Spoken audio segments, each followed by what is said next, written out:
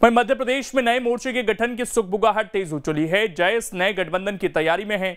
इसमें दूसरी जातियों को भी जोड़ने का प्लान है। क्या है इसके मायने और क्या प्रदेश में तीसरे मोर्चे की गुंजाइश है, आइए समझने की कोशिश करते हैं।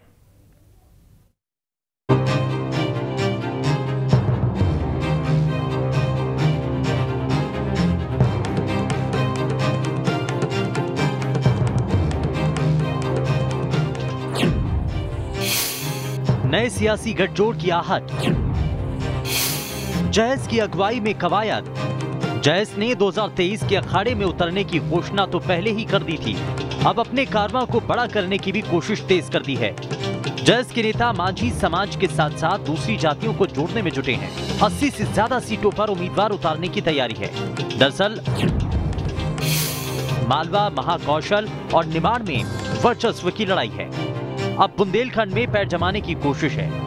बुंदेलखंड में जयस जन जगाओ चेतना यात्रा भी निकाल रहा है। 10 दिसंबर को बड़ी संगोष्ठी होगी जिसमें जयस के साथ दूसरे समाज के लोग शामिल होंगे। तो क्या ये माना जाए कि वाकई प्रदेश में तीसरे मोर्चे के गठन की उल्टी गिनती शुरू हो चुकी है? दरअसल एसटी के लिए 47 सीटें रिजर्व हैं। इसके साथ ही 33 सीटों पर भी आदिवासी निर्णायक हैं। 80 सीटों पर जयस का खुद लड़ने का प्लान है। इन सभी सीटों पर एससी ओबीसी को जोड़ने की रणनीति है। अगर जयस की यह रणनीति कारगर हुई तो 2023 में कांग्रेस बीजेपी दोनों के समीकरण बिगड़ सकते हैं। हम बार बार कहते हैं कि कोई भी राजनीतिक दल हो, कोई भी संगठन हो, इस देश के संविधान में ऐसी व्यवस्था दी गई है कि कहीं भी किसी भी चुनाव में वो भाग ले सकता है, को किसी भी तरह का संगठन बना सकता है, किसी भी यात्रा में जा सकता है।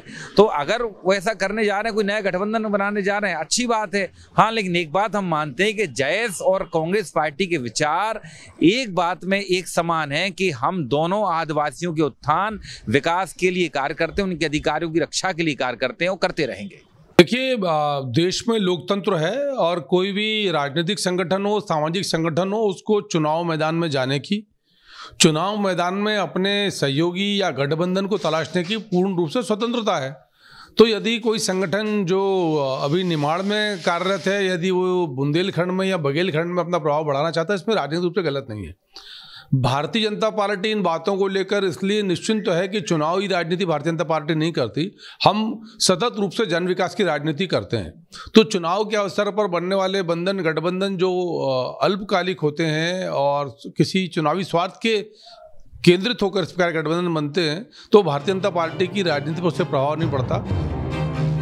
अब आपको बताते हैं कि आखिर जयस क्यों बड़ा फैक्टर है। तो दरअसल प्रदेश में करीब 21% आबादी आदिवासियों की है। 2017 में जयस का गठन हुआ था। आदिवासियों के बीच काम करने वाला संगठन है। आदिवासियों के बीच संगठन सक्रिय रहा है। नेताओं की जमीनी पकड़ है। 2018 में जयस को कांग्रेस ने साथ दिया था, जिससे 2018 में कांग्रेस को आदिवासी सीटों पर बढ़त मिली थी। 2018 में कांग्रेस ने 30 सीटें जीती थी, जबकि बीजेपी 16 सीटों पर सिमट गई थी। इस बार जयस अकेले चुनाव लड़ना चाहती है। अगर ऐसा हुआ तो इस सब से किसे नफा नुकसान होगा? तो बताया जा रहा है कि बीजेपी कांग्रेस दोनों को घाटा होगा।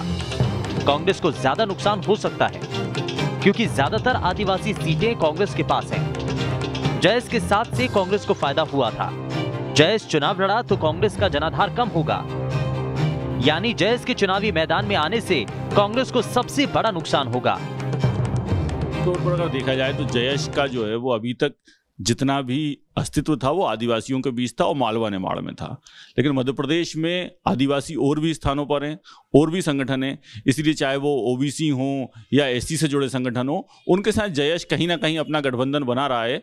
और इसका साफ कारण ये है कि मध्य प्रदेश में जो 230 विधानसभा हैं उस पर कोई ना कोई ऐसा प्रत्याशी तलाश किया जा रहा है जिसको चुनाव लड़ाया जा सके। बीजेपी और कांग्रेस की अब सबसे बड़ी चिंता यही है कि अपने वोट को इंटैक्ट रखा जाए। पिछले 4 चुनावों के ट्रेंड बताते हैं कि अन्य दलों को अधिकतम 18% और न्यूनतम 8% तक वोट मिलते रहे। 2003 में 13% वोटों के साथ अन्य दलों को 13 सीटें मिली थी। 2013 में 8.5% वोट के साथ 4 सीटें मिली थी। इसी तरह 2018 में 18% वोट के साथ 7 सीटें मिली थी। इस रेस में बीजेपी 2018 में 41% वोट लाकर सत्ता से दूर हो गई, जबकि कांग्रेस 40.9% वोट के साथ सत्ता में आई थी।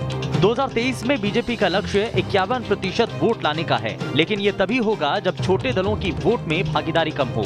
अगर जयस कुछ दूसरे वर्गों को जोड़ने में सफल रहता है तो दोनों पार्टियों की चुनौती बढ़ सकती है। जयस संगठन अब नए सियासी गठबंधन की तलाश में मध्य प्रदेश में धीरे धीरे पैर पसारते हुए जा रहा है। इतना ही नहीं, महाकौशल के बाद अब बुंदेलखंड में भी जयस की नजर है। ऐसा माना जा रहा है कि 2023 से पहले जयस अपनी यात्रा के माध्यम से एक बड़ा समीकरण तैयार करने की कवायद कर रहा है। हालांकि इससे फायदा उसे कितना मिलेगा ये तो वर्तमान में पता नहीं, लेकिन कहीं ना कहीं अगर जयस को जनाधार मिलता है तो कहीं ना कहीं इसका नुकसान जरूर हो सकता है उन दलों को जो मध्य प्रदेश में बरसों से राजनीति कर रहे हैं। वीडियो जर्नलिस्ट प्रदीप के साथ जितेंद्र शर्मा, न्यूज स्टेट भोपाल। अब इसमें खबर तो यह है कि कांग्रेस के साथ जाने से जयस को नुकसान हुआ था, जयस के जनाधार पर असर पड़ा था। पार्टी के ही कई नेता नाराज थे, इसीलिए 2023 के लिए जयस विस्तार में जुटा है। और आखिर में अब आपको मध्य प्रदेश छत्तीसगढ़ की वो जानकारी देंगे जिसके बारे में शायद कम ही लोग जानते होंगे। आगरमालवा में राहुल ने महिलाओं के प्रतिनिधित्व का सवाल उठाया। इसे लेकर राहुल ने आरएसएस बीजेपी पर जमकर निशाना साधा।